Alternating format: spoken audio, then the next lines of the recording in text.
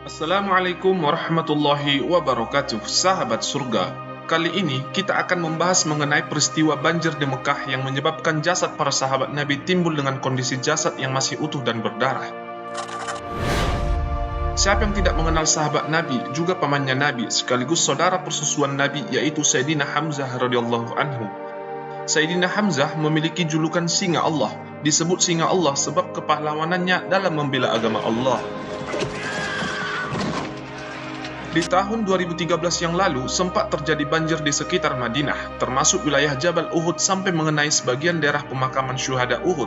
Saat banjir surut, darah para syuhada mengalir harum. Di antara jasad syuhada yang muncul dan masih dapat dikenali jasadnya hanya dua, yaitu Sayyidina Hamzah dan jasad Abdullah bin Zaz.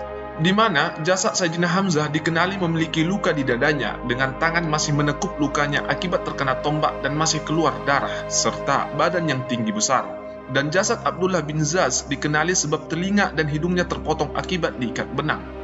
Sebuah kesaksian Dr. Tariq As-Suwaidan dalam rekamannya Qissatun Nihayah yang dikutip secara langsung dari Syekh Mahmud As-Sawaf, bagaimana mereka menyaksikan para sahabat setelah 1400 tahun berlalu, bagaimana jasad mereka seperti sedia kala tanpa perubahan, tanpa pembusukan, sebagai bukti nyata atas kebenaran berita gembira dari Nabi Muhammad SAW kepada para syuhada, bahwa bumi tidak akan memakan jasad mereka.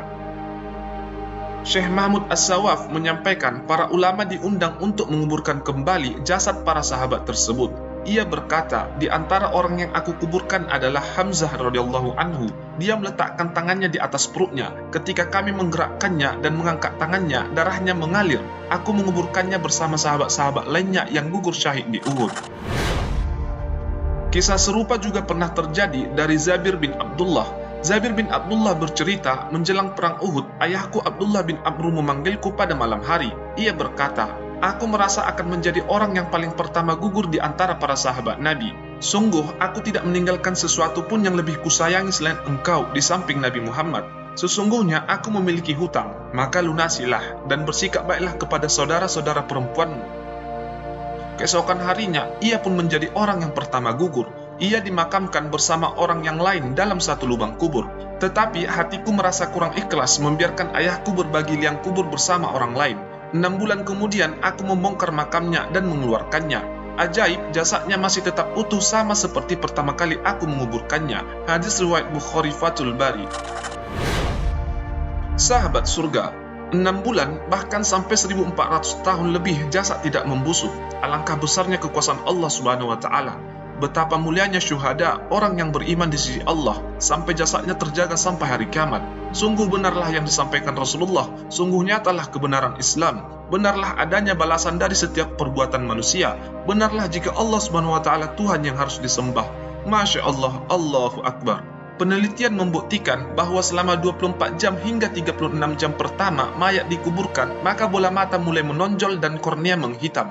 Cabang-cabang urat nadi mulai terlihat di perut dan dada. Pada 2-5 hari berikutnya, wajah dan seluruh tubuh menggelembung. Dari tubuh mayat keluar bau busuk. Setelah melewati 5-10 hari, kulit mulai rapuh dan tumbuh ada larva.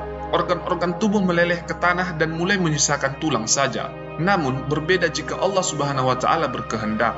Wallahu a'lam bishawab. Sekian video dari kami, semoga bermanfaat. Wassalamualaikum warahmatullahi wabarakatuh.